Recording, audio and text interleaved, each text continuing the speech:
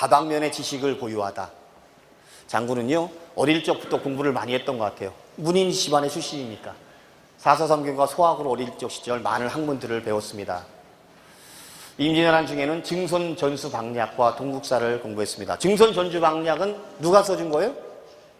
이순신의 멘토인 유성룡이 써준 병법서예요. 이걸 보면서 많은 연구를 했습니다. 그리고 바로 독후감을 쓰기도 했습니다. 송사에 대한 기록으로. 근데 이런 공부들이 끊임없는 학습의 자세를 가진 리더라고 표현할 수 있는 것이 식년무가 3년에 한 번씩 무과를 봅니다. 조선시대 때. 그때 무경강독이라는 과목에 한 시험관이 이러한 질문을 합니다. 장량이 적송자를 따라가 놀았다고 하니 장량이 과연 죽지 않고 살았을까요? 라고 질문합니다. 되게 난해하죠? 이 질문에 대답을 하려면 장량이 누군지를 알아야 되지 않습니까? 무사들이 이런 걸 공부하지 않는다고요. 근데 이 장량이 누구냐면 한나라를 통일한 한나라 고조 누구죠? 유방의 책사입니다. 유방이 한나라를 통일시키고 주변의 세력들을 다 하나씩 죽이기 시작합니다. 배반이 무서워서. 근데 이 장량은 자신도 분명히 죽을 거라는 걸 알았어요. 그래서 몰래 초야에 묻혔습니다. 그래서 적송자, 신선이라고 불리는 이 적송자를 따라가 신선이 됐다라고 전해지기도 합니다. 중국에서는. 그래서 이 적송자를 따라가 죽지 않았을까요? 하고 질문했는데 장군이 이렇게 대답했던 거죠. 삶이 있으면 반드시 죽음이 있는 법이기도 하거니와 강목에 임자년에 장량이 죽었다고 쓰여 있으니 어찌 신선을 따라가 죽지 않았을 리가 있겠습니까? 라고 대답을 했어요. 이 얘기를 들은 시험관들은 깜짝 놀랐어요. 요즘 말로 어떻게 놀랐을까요? 헐 하면서 엄청 놀랬던 거예요. 왜? 이건 보통 무사들이 대답할 얘기가 아니거든요. 바로 이 강목, 자치통감 아시죠? 이 사마광의 자치통감을 주자가 다시 정리한 역사서예요. 이런 것들 보통 사람들이 읽지 않는단 말이죠. 근데 이걸 명확히 이해했던 장군은 이렇게 대답했던 것이죠. 너무 놀라웠던 거예요. 보통 무사가 대답할 수 있는 일이 아니다라고 소문이 났던 거예요. 역시 훌륭한 똑똑한 사람이라고. 장군은 학습을 통해서 아이디어와 통찰을 얻었습니다. 부하들의 사기를 고양하고 승리 의지를 불태우게 했어요. 장군이 하신 어록 중에 가장 기억나는 거 뭡니까? 가장 비장한 거. 죽으려고 하면 살 것이다. 그걸 한문으로 얘기하면 필사직생. 필사직생이란 말을 어디서 힌트를 얻으셨냐면 바로 중국의 역사서죠. 이 송사의 유기전을 읽다가 이 안에 나오는 얘기가 바로 죽음 속에서 살 길을 찾는다라는 사중구생이라는 단어가 있습니다. 이 사중구생이라는 단어를 곱씹으며 장군이 재해석한 거죠. 뭐 어떻게 얘기하면 숟가락을 얹었다고 볼 수 있는 거죠.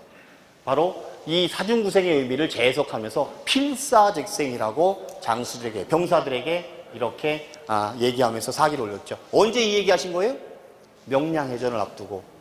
적은 330척에 수만 명인데 우리 병사는 얼마 안 돼요. 13척밖에 안 돼요.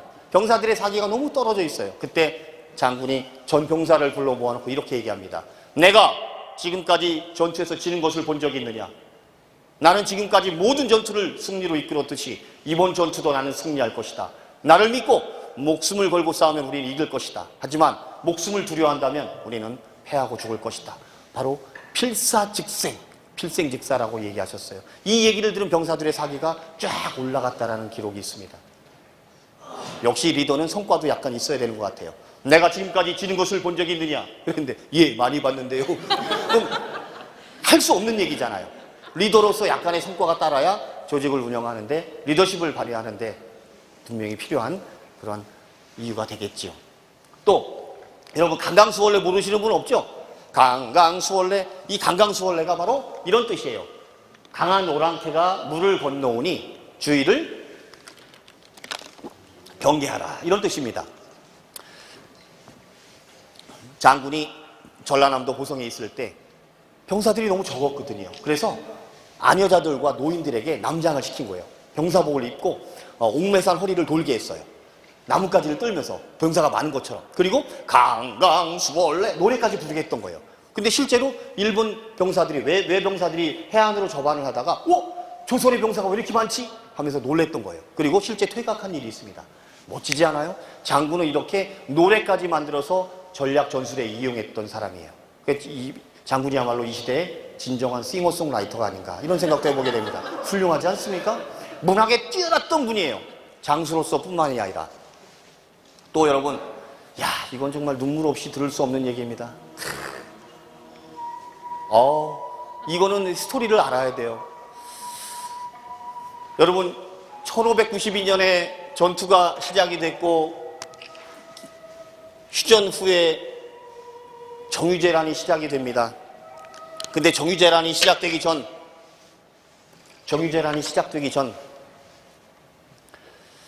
옥고를 치는 건 아까 얘기했죠. 그리고 정유재란이 이제 시작이 됐는데 그 전쟁 이름이 뭔가요? 장군이 전투에 나가지 않아서 대신 삼도 장군이 옷을 벗었죠. 쫓겨나요. 그리고 삼도 수군 통제사에 누가 올라오죠?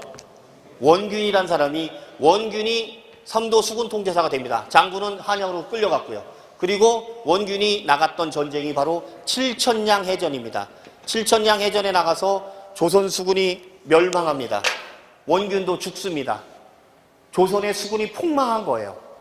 조선의 제해권을 일본으로 넘겨주는 뼈아픈 전쟁이에요. 7년 전쟁 중에 가장 큰 패배가 이 하나였습니다.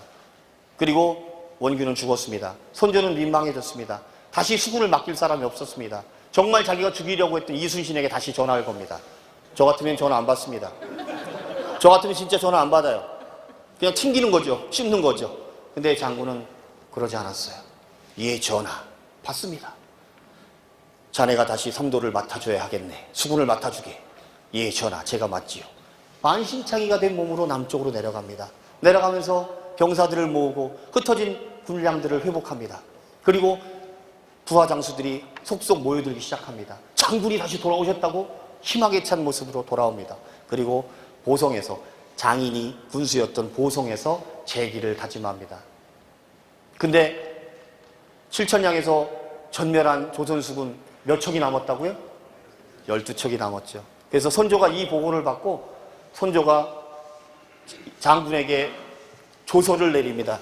그 조서의 이름을 얘기하면 명공육전이라고 합니다.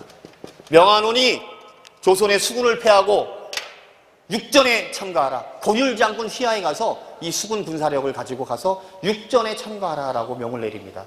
이 명을 받은 이순신은 너무 괴롭습니다. 왜 이렇게 바보 같은가? 조선이 수군을 패하면 당장 남해를 돌아 서해로 올라가서 조선의 허리를 끊어놓을 텐데 왜 이걸 모르는가? 너무 슬펐습니다. 그 슬프고 비통한 마음을 가지고 장군은 보성의 열선루에서 한산섬을 바라보며 시를 씁니다. 그 시의 이름이 뭐죠? 바로 한산도가입니다. 이런 슬픈 마음, 이런 비장한 마음으로 장군은 시를 쓰셨던 겁니다. 무슨 의미인지 아시겠습니까? 그런 의미로 읽어주셔야 합니다. 비장한 마음으로. 비장한 마음입니다. 앉으세요. 편하게 읽어주세요. 비장해서. 네.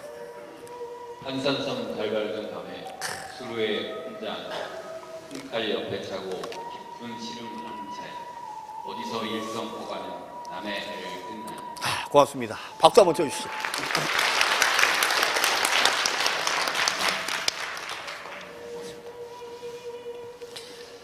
장군은요 정말 충신 아니에요. 13척밖에 없어요. 군사도 얼마 안 돼요. 명공육전 수군을 패하고 육전에 참가하면 예 전하 반갑습니다 고맙습니다 그러고 얼른 육군에 숨을 텐데 그러지 않았어요. 비참했어요. 한산섬을 바라보며 깊은 시름하는 거예요. 왜 이 전투를 모르는가? 조선이 수군을 패하면 당장 일본이 기뻐할 텐데 조선의 허리를 끊어놓고 조선이 두동강이가 날 텐데 하는 마음으로 깊은 시름에 빠졌습니다. 그리고 저 멀리서 하나의 소리가 들려오는데 이 소리예요. 이 태평소 소리. 이 태평소 소리를 들으면서 장군의 마음이 두 갈래, 세 갈래 찢어지고 있다라고 표현하고 있습니다. 정말 충신 아닙니까?